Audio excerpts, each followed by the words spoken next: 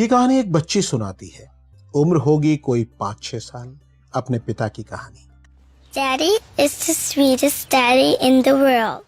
कहानी में माँ का कोई जिक्र नहीं है। 2 ही किरदार हैं, पापा और बेटी। लड़की की नजर में दुनिया का कोई भी व्यक्ति उसके पापा से बढ़कर नहीं है। वो सबसे हैंडसम है, दमदार हैं, दिलदार हैं। बेटी की हर ख्वाहिश उनकी जिंदगी का मकसद है। वो सबसे सच्चे आदमी है, सबसे अच्छे इंसान है। लेकिन बेटी को एक शिकायत है, पापा उससे झूठ बोलते हैं अपने काम के बारे में। बेटी के सामने वो खुद को एक अमीर आदमी के तौर पर पेश करते हैं, लेकिन हकीकत में उनके पास करने को ऐसा कोई काम नहीं है जिस पर जमाना फख्र कर सके। दरअसल वो बेरोजगार है, लेकिन बेटी से उन्हें इस कदर मोहब्बत है जिसके आगे बेकारी बेमानी हो जाती है।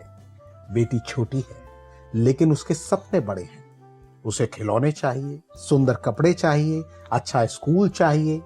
पापा की जिद है उसका हर अरमान पूरा हो। जिद है तो जतन भी हो जाता है। बेटी के लिए वो जो काम मिले करने को तैयार रहते हैं। बोझ उठाते हैं, होटल में वेटर बन जाते हैं, कई बार तो वॉशरूम और टॉयलेट की सफाई भी करते हैं। शाम को भरी जेब के साथ टिप टॉप बने बेटी के सामने पहुंचते हैं। कहानी में ट्विस्ट आता है। एक दिन बेटी को सच पता चलता है। मासूम बच्ची उसी एक पल में बड़ी हो जाती है। उसे दर्द भी है और शिकवा भी। पापा पर फक्र भी है और उनकी बेबसी पर मायूसी भी। आंसू छलक जाते हैं, पहले बेटी के, फिर पापा के। He lies that he is not hungry. He lies that we have everything. ये कहानी एक वीडियो के तौर पर कुछ दोस्तों ने शेयर की थी। यकीन मानिए, वक्त के ताप ने आंखों की नमी को भाप न बनाया हो तो ये वीडियो देखते वक्त आंसू रोकना आसान नहीं होगा, और अगर छलके तो ये आंसू एक बाप के होंगे। ये कहानी दोहराई है तो सिर्फ इसलिए कि कुछ साल पहले एक खबर हर किसी का ध्यान खींच रही थी। बिहार के एक कस्बे की एक होनहार लड़की भारत की अंडर 14 फुटबॉल टीम की कप्तान बन गई। अब फुटबॉल हिंदुस्तान में कितना लोकप्रिय है सब जानते हैं। शायद आप भारत की फुटबॉल टीम के कप्तान का नाम भी न बता सकें। फिर सोनी नाम की इस लड़की के अंडर 14 टीम का कप्तान बनने की इतनी चर्चा क्यों हुई? वजह यह थी कि सोनी के पिता नेपाल में तांगा चलाते हैं। सोनी गुदड़ी से निकली हुई लाली है। उसकी कामयाबी बड़ी है इसलिए क्योंकि वो गरीबी की गोद में पलने के बाद भी मुफलिसी को फुटबॉल की तरह ठोकर मारते हुए कप्तान बन गई।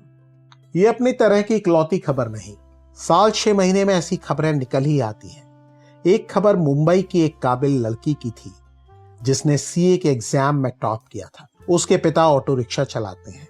ऐसे न जाने कितने पिता हैं जो बच्चों को अपनी हैसियत से बड़े सपने देखने का हौसला देते हैं, लेकिन जब वक्त नतीजे का आता है तो जिक्र बच्चे की कामयाबी और बाप की गरीबी का होता है।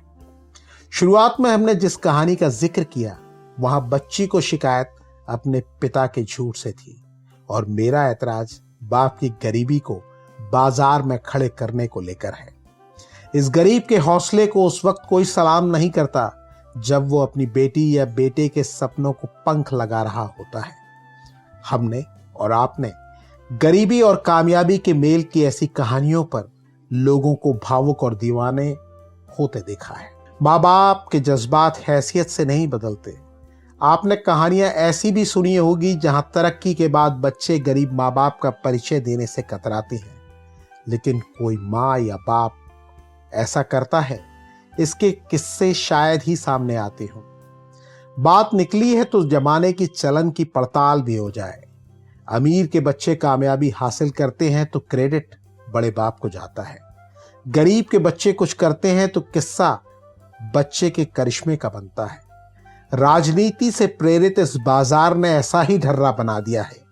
एक तरफ बच्चे से नाइंसाफी होती है, दूसरी तरफ माँ बाप की कुर्बानी को अनदेखा किया जाता है। ऐसी कहानियों का बाजार सिर्फ हैसियत देखता है, जज्बात नहीं। मैं गरीबी की दीवार पार कर कामयाबी की डगर पर बड़े बच्चों की खबर के खिलाफ नहीं। इनसे तो तमाम लोगों को प्रेरणा मिलती है। गुजारिश तो सिर्फ इतनी है कि बाप को बाजार में खड़ा करके उसके जज्बातों का मोल न लगाओ। यकीनन उसे खबर होने से ज्यादा खुशी बाप होने में मिलती है।